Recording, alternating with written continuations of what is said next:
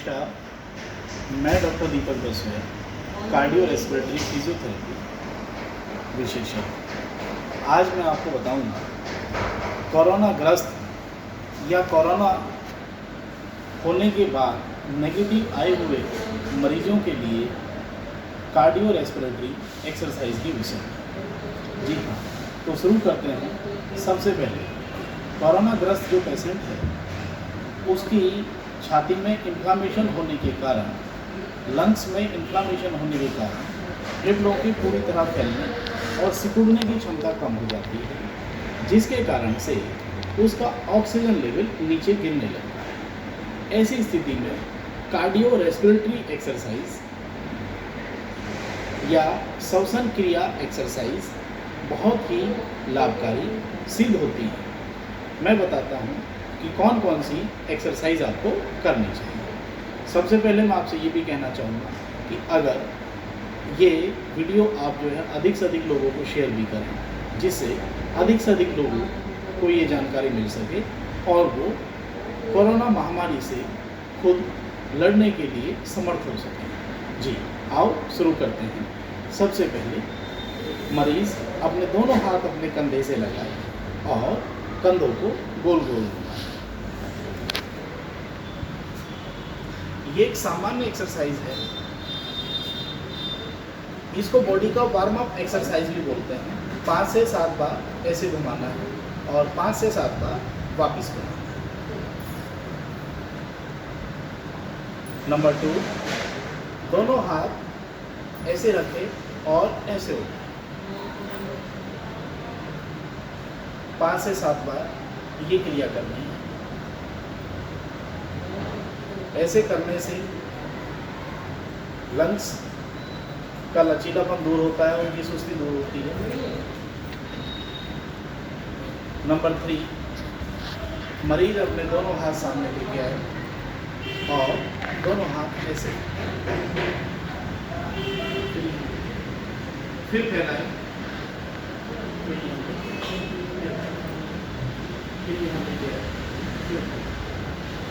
छाती का पूरा चौड़ीकरण करना है। ये कुछ सामान्य एक्सरसाइज है। नंबर 4, मरीज छाती के आगे वाले हिस्से में हाथ रखे, यहाँ हाथ रखे और लंबा सांस ले।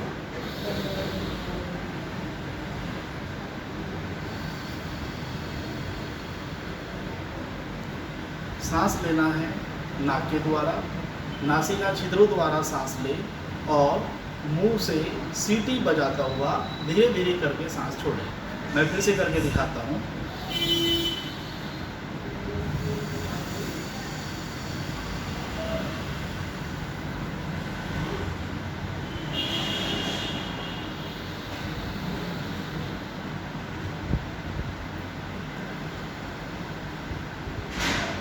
इस क्रिया में ध्यान देने योग्य बात यह है कि छाती का आगे वाला भाग ऊपर उठता हुआ दिखाई देगा। देखिए,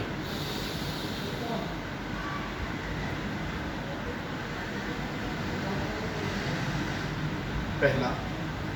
दूसरा, यहाँ छाती के साइड वाले हिस्से में हाथ रखें और सांस लें और सीटी बजाते हुए फिर छोड़ना है।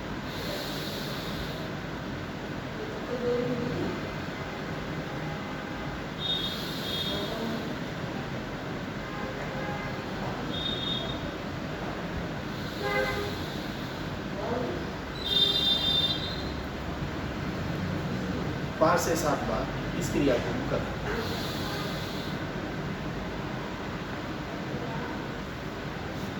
साथ ही एक दूसरी एक्सरसाइज जिसमें सांस लेना है, या तो लेट जाएं या बैठे बैठे ही मेरी तरफ थोड़ा सा कैमरा करें। सांस लेना है, छाती पे हाथ रखना है और पेट फुलाना है। यहाँ हाथ रखें ना अपना डायफ्राम पे, ये रिब्स का बीच वाला पार्ट होता है, इसको डायफ्राम बोलते हैं। यहाँ हाथ रखेंगे और जब हम सांस लेंगे तो पेट फुलाना है, सांस अंदर लेते समय।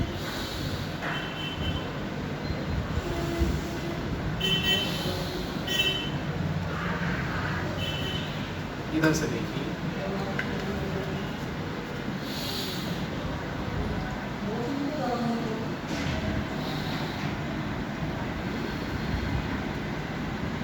जी हाँ। तो ये भी कुछ कार्डियो रेस्पिरेटरी एक्सरसाइज जिनको आप करेंगे। साथ ही मरीजों की छाती में जमा बलगम को दूर करने का भी एक फॉर्मूला है। उसके लिए अगर मरीज़ के पास कोई विशेषज्ञ नहीं है या उसका कोई अटेंडेंट नहीं है, हाल तो ये किसी अटेंडेंट के द्वारा कराई जाए। अगर कोई अन्य व्यक्ति नहीं है मरीज़ के पास, तो खुद भी अपनी छाती में ऐसे थपेड़े लगाए, इसको परकज़म बोलते हैं। ऐसे थपेड़े लगाना है और ये छाती के इस वाले हिस्से तक।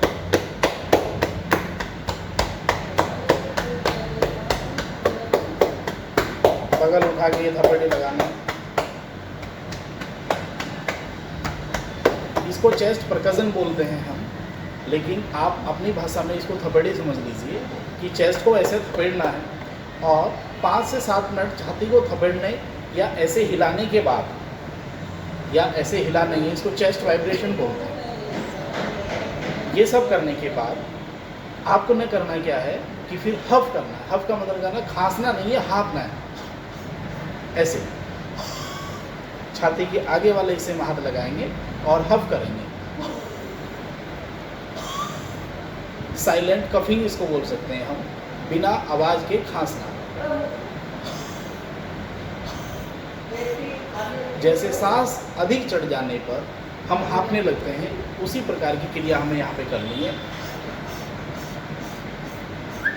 एंड देन 5 से 7 हफ करने के बाद में फिर जोर से खांसने की कोशिश करनी है, जिससे जो हमने अभी बलगम ऐसे थपेड़ कर या वाइब्रेट करके ढीला किया है वो बाहर आ सके। And then come out. जैसे ही बलगम आपके शरीर से बाहर आता है तो लंग्स में जगह खाली हो जाती है और उनको सिकुड़ने और फैलने की जो क्षमता है वो बढ़ जाती है, और साथ ही आपका ऑक्सीजन लेवल भी धीरे धीरे करके इम्प्रूव होने लगता है। नमस्कार। मैं डॉक्टर दीपक बसुआ, कार्डियो रेस्पिरेटरी फिजियोथेरेपी विशेषज्ञ। आज मैं आपको बताऊंगा कोरोना ग्रस्त या कोरोना होने के बाद नेगेटिव आए हुए मरीजों के लिए कार्डियो रेस्पिरेटरी एक्सरसाइज की विषय में। जी हाँ, तो शुरू करते हैं। सबसे पहले कोरोना ग्रस्त जो पेशेंट है उसकी छाती में इन्फ्लामेशन होने के कारण, लंग्स में इन्फ्लामेशन होने के कारण फेफड़ों की पूरी तरह फैलने और सिकुड़ने की क्षमता कम हो जाती है, जिसके कारण से उसका ऑक्सीजन लेवल नीचे गिरने लगता है। ऐसी स्थिति में कार्डियो रेस्पिरेटरी एक्सरसाइज या श्वसन क्रिया एक्सरसाइज बहुत ही लाभकारी सिद्ध होती है। मैं बताता हूँ कि कौन कौन सी एक्सरसाइज आपको करनी चाहिए। सबसे पहले मैं आपसे ये भी कहना चाहूँगा कि अगर ये वीडियो आप जो है अधिक से अधिक लोगों को शेयर भी करें, जिससे अधिक से अधिक लोगों को ये जानकारी मिल सके और वो कोरोना महामारी से खुद लड़ने के लिए समर्थ हो सकें। जी, आओ शुरू करते हैं। सबसे पहले मरीज़ अपने दोनों हाथ अपने कंधे से लगाए और कंधों को गोल गोल घुमाएं। ये एक सामान्य एक्सरसाइज है, इसको बॉडी का वार्म अप एक्सरसाइज भी बोलते हैं। 5 से 7 बार ऐसे घुमाना है और 5 से 7 बार वापस घुमाना है। नंबर 2, दोनों हाथ ऐसे रखें और ऐसे उठाएं। 5 से 7 बार ये क्रिया करनी है। ऐसे करने से लंग्स का लचीलापन दूर होता है, उनकी सुस्ती दूर होती है। नंबर 3, मरीज अपने दोनों हाथ सामने लेके आए और दोनों हाथ ऐसे, फिर फैलाएं,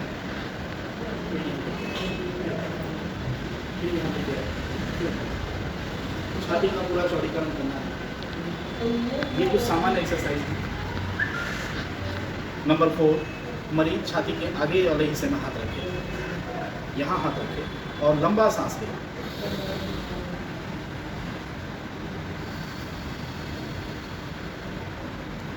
सांस लेना है नाक के द्वारा, नासिका छिद्रों द्वारा सांस लें और मुंह से सीटी बजाता हुआ धीरे धीरे करके सांस छोड़ें। मैं फिर से करके दिखाता हूँ।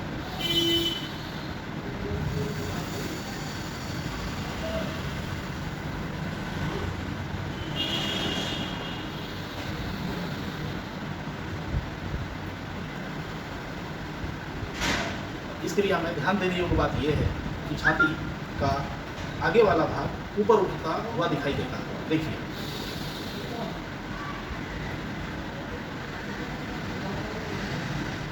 पहला।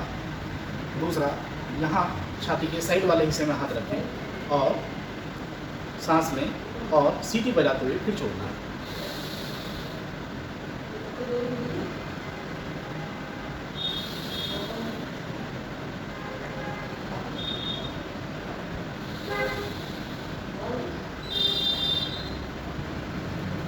पाँच से 7 बार इस क्रिया को करें।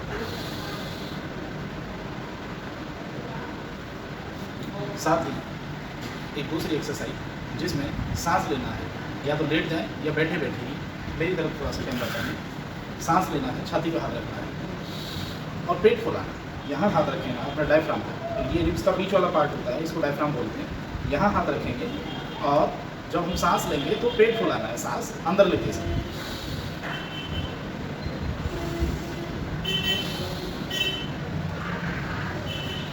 इधर से देखिए,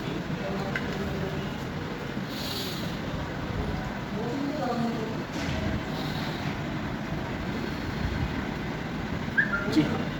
तो ये भी कुछ कार्डियो रेस्पिरेटरी एक्सरसाइज जिनको आप करेंगे। साथ ही मरीजों की छाती में जमा बलगम को दूर करने का भी एक फॉर्मूला है।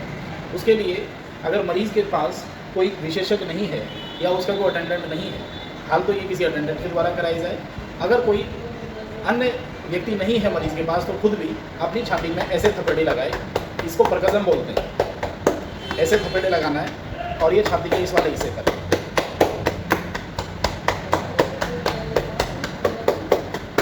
बगल उठा के ये थपेड़े लगाना है। इसको चेस्ट परकज़न बोलते हैं हम, लेकिन आप अपनी भाषा में इसको थपेड़े समझ लीजिए कि चेस्ट को ऐसे थपेड़ना है और 5 से 7 मिनट छाती को थपेड़ने या ऐसे हिलाने के बाद, या ऐसे हिला नहीं, इसको चेस्ट वाइब्रेशन बोलते हैं। ये सब करने के बाद आपको न करना क्या है कि फिर हफ करना है। हफ का मतलब करना, खांसना नहीं है, हाँफना है। ऐसे छाती के आगे वाले हिस्से में हाथ लगाएंगे और हफ करेंगे। साइलेंट कफिंग इसको बोल सकते हैं हम, बिना आवाज़ के खांसना। जैसे सांस अधिक चढ़ जाने पर हम हाँफने लगते हैं, उसी प्रकार की क्रिया हमें यहाँ पे करनी है। एंड देन 5 से 7 हफ करने के बाद में फिर जोर से खांसने की कोशिश करनी है, जिससे जो हमने अभी बलगम ऐसे थपेड़ कर या वाइब्रेट करके ढीला किया है वो बाहर आ सके। And then come. जैसे ही बलगम आपके शरीर से बाहर आता है तो लंग्स में जगह खाली हो जाती है और उनको सिकुड़ने और फैलने की जो क्षमता है वो बढ़ जाती है, और साथ ही आपका ऑक्सीजन लेवल भी धीरे धीरे करके इम्प्रूव होने लगता है। नमस्कार।